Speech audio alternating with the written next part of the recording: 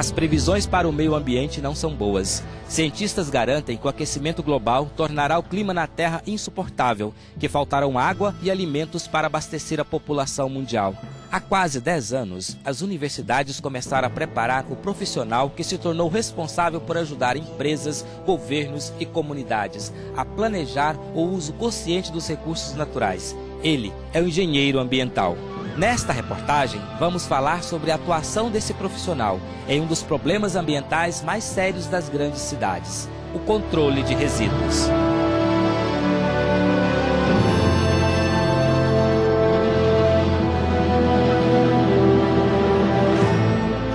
O problema do lixo é sério, é grave.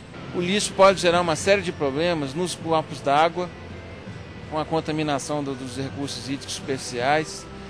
Além disso, ele pode causar uma contaminação dos lençóis subterrâneos de água. Cláudio Cansado é mestre em engenharia urbana e doutor em ecologia e recursos naturais. Já investiu quase 20 anos da carreira estudando o meio ambiente e os impactos da ação do homem. O mais novo desafio é preparar os engenheiros ambientais para atuar na busca do equilíbrio entre natureza e ser humano. O engenheiro ambiental, ele está qualificado para fazer todo esse processo de gestão e planejamento dos resíduos sólidos, principalmente no que tange a parte de planejamento, transporte, coleta antes do transporte e destinação final. Minha mãe costumava dizer o seguinte, que o que a gente faz na nossa casa, a gente deve fazer na rua, porque é assim que a gente dá um exemplo para as pessoas. Dona Emilka está no grupo dos que dão bons exemplos, protegendo o meio ambiente. Eu fico tão atenada que até quando a gente está andando de carro, que alguém joga alguma coisa na rua, eu fico danada, viu? Em casa, todo lixo vai para a coleta seletiva. Mudar de hábitos não foi fácil, pois ela e o marido passaram a vida jogando todos os resíduos na mesma lixeira. No início a gente esquece, então você acaba juntando as coisas, mas depois, como hábito, a gente foi vendo o que era reciclado do que não era reciclado. Isso, no princípio, a gente tem que prestar atenção, porque senão a tendência é colocar tudo num saquinho só. E a economia não é só para o meio ambiente, não.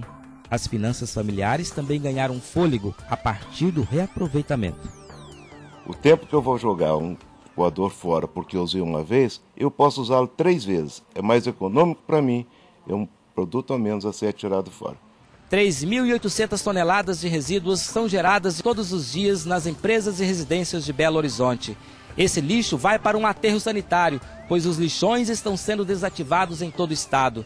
E apenas 20% desse volume de lixo vem da coleta seletiva. 30 bairros da capital promovem a separação dos resíduos. A meta da prefeitura é triplicar esta quantidade no prazo de 3 anos. Enquanto isso, os catadores de papel vão fazendo uma espécie de coleta seletiva informal que ajuda a cidade. O dia a dia é esse aí, né? Catando papel, um pet, para encher as coisas, para levar para dentro de casa. Aí, no decorrer do dia, tira o quê? 15, 20 reais. Esse é meu dia a dia. Pagar aluguel, comprar as coisas. O que é oportunidade para uns é trabalho dobrado para outros. A falta de cuidado dos cidadãos com o descarte do lixo aumenta o esforço dos garis. Tem muito sacola, papel, comida jogada em copos descartáveis, suja bastante. Tem muita gente que tem preguiça de levar até na lixeira e joga na rua, né? Este mestre em engenharia ambiental coordena uma equipe da prefeitura que pensa soluções para o lixo. É papel do serviço público fazer o planejamento da política urbana. Mas, por outro lado, o cidadão, que é um consumidor na maior parte do tempo, também deve contribuir. Aquilo que eu consumo eu preciso realmente, né? Porque se eu não preciso, eu estou comprando lixo.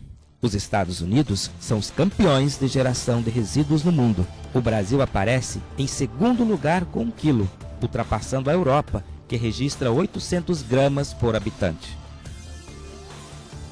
Em busca da solução para o controle de resíduos, a equipe de Rogério pesquisa e cria novos métodos de coleta e de tratamento. O lixo coletado pelas ruas, residências e empresas é levado pelos caminhões para o aterro sanitário, pois o lixão foi desativado. A situação, por enquanto, está controlada. Previsão até hoje de 30 anos para aterramento do nosso resíduo. Isso se pararmos de aumentar a quantidade de descartes. Pesquisas realizadas pelos engenheiros ambientais da Prefeitura de Belo Horizonte apontam para descobertas de novos métodos para o uso do gás que é gerado na decomposição do lixo. Belo Horizonte vai conseguir reduzir as emissões de gás CO2 por causa do tratamento do lixo. A cidade vai deixar de emitir 400 mil toneladas para a atmosfera. Em 30 anos, uma situação de resíduo em Belo Horizonte 10 vezes melhor do que a situação de hoje. O lixo das ruas é um problema ambiental mais fácil de ser notado, mas existem outros, como o óleo de cozinha, que também é um grave fator da poluição ambiental e que muita gente nem desconfia. O óleo de cozinha é um grande poluente. Cada litro despejado no esgoto tem capacidade para poluir cerca de 1 milhão de litros de água. Esta empresária resolveu transformar o problema em oportunidade de negócio e montou uma pequena usina de reciclagem de óleo de cozinha. Esta empresa recebe óleo de cozinha de 5.600 bares, restaurantes e lanchonetes somente em Belo Horizonte, totalizando 140 mil litros por mês. Todo esse material é tratado e se torna componente para o biodiesel. Para aqueles que achavam trabalhoso demais promover a armazenagem do óleo, a empresária Nívia Freitas propôs pagar o resíduo em material de limpeza. Nívia envia a embalagem para guardar o descarte, cuida da higienização dela e ainda assim, no início, muitas empresas reclamavam. Ninguém gostava de armazenar porque achava que juntava volume na cozinha. Nívia acaba de voltar de uma viagem à Alemanha, onde foi visitar outras usinas de reciclagem de óleo de cozinha. Ficou surpresa com o que encontrou. A consciência dos empresários alemães é outra. Lá uma grande diferença, a qual me chamou muito a atenção, foi as pessoas pagam empresas como a minha para coletarem o óleo. E no Brasil, eu pago as pessoas para eles armazenarem o óleo.